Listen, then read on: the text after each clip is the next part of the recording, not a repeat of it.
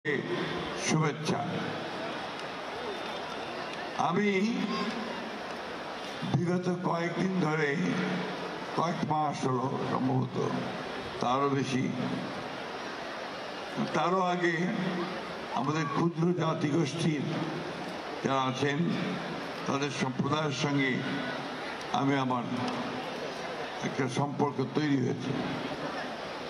আমরা তাদের সঙ্গে কথা বলছি এবং তাদের সমস্যাগুলো আছে সেই সমস্যাগুলো নিয়ে আলাপ করেছি। ময়মনসিংহে গেছি, তাদের সমাবেশে আমি অভিভূত হয়েছি তাদের কালচারাল এবং একই সঙ্গে তাদের উৎপাদনের যে মোড তা দেখি। এরা আমাদের দেশে যারা বাস করেন অত্যন্ত সহজ সরল মানুষ এবং যাদের যে সম্প্রদায়, সেই সম্প্রদায়ও কিন্তু আপনার অত্যন্ত স্থায়ীর মানুষ। প্রিন্স যে কথা বলেছে এবং আমাদের পার্থ যে কথা বলেছেন যে তাদেরকে মূল যে ব্যাপারটা, তাদের নিজেদেরকেই বৃহৎ যে স্ট্রিম, যে আমাদের মূল যে ধারা, সেই ধারার সঙ্গে তাদেরকে এক হওয়ার চেষ্টা করতে হবে। মহান মানসিকতা থেকে বাংলাদেশের নাগরিক হিসেবে আপনাদেরকে উঠে দাঁড়াতে হবে। শহীদ প্রেসিডেন্ট জিয়া রহমান সেই জন্যই বাংলাদেশের জাতীয়তাবাদকে বাংলাদেশি জাতীয়তাবাদ হিসেবে তিনি চিহ্নিত করেছেন। এর একটাই উদ্দেশ্য যে শুধু বাঙালি নয়, বাংলাদেশে তাদেরকে একটা রিকগনিশন দেওয়া যে আর যেগুলো আদিবাসী আছেন, জাতিগোষ্ঠী আছেন, তাদেরকেও সেই স্বীকৃতি তিনি দিয়েছেন। তখন থেকেই আমরা এই গারো সম্প্রদায়কে আমরা সবসময় সেই জন্য তাদের যে কৃষ্টি সংস্কৃতি সেগুলোকে টিকিয়ে রাখার জন্য এবং সবচেয়ে বেশি যে বিষয়টা দরকার তাদের আর্থিক অবস্থার উন্নয়ন দরকার।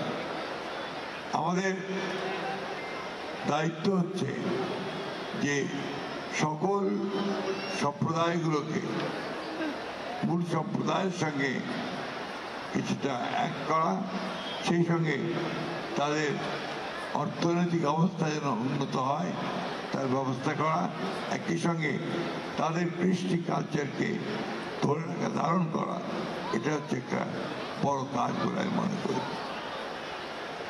বেগম খালেদা জিয়া ভিশন 2030-তে সমতলের ক্ষুদ্র জাতিগোষ্ঠীর সংস্কৃতি ঐতিহ্যকে রক্ষা করতে এবং সমস্যা সমাধানে পৃথক অধিকার গঠনের ঘোষণা দিয়েছেন, অধিদপ্তর ঘোষণা দিয়েছেন। সেই পরে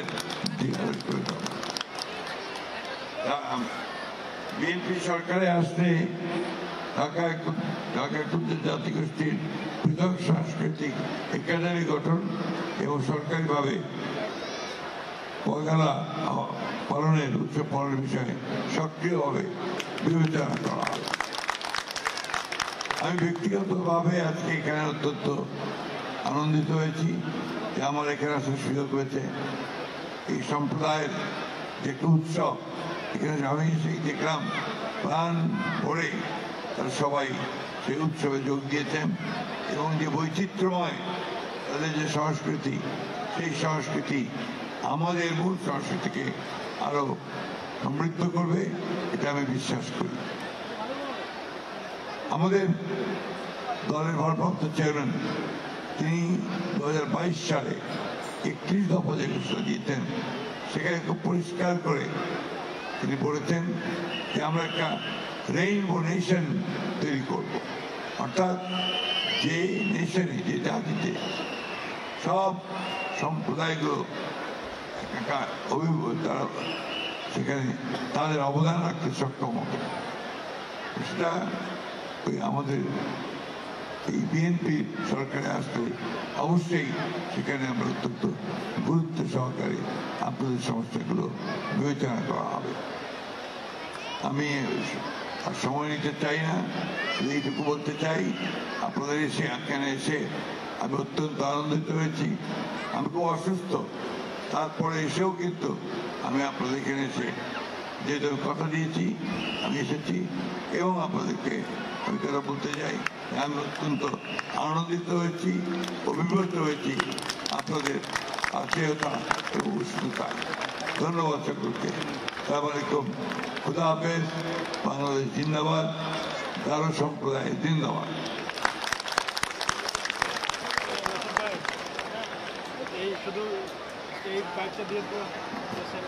অসংখ্য ধন্যবাদ জানাই আজকের অনুষ্ঠানের মধ্যমণি, আজকের ঢাকা ওয়ানগুলা 2025-এর মাননীয় প্রধান অতিথি, বাংলাদেশ ন্যাশনালিস্ট পার্টি বিএনপির মাননীয় মহাসচিব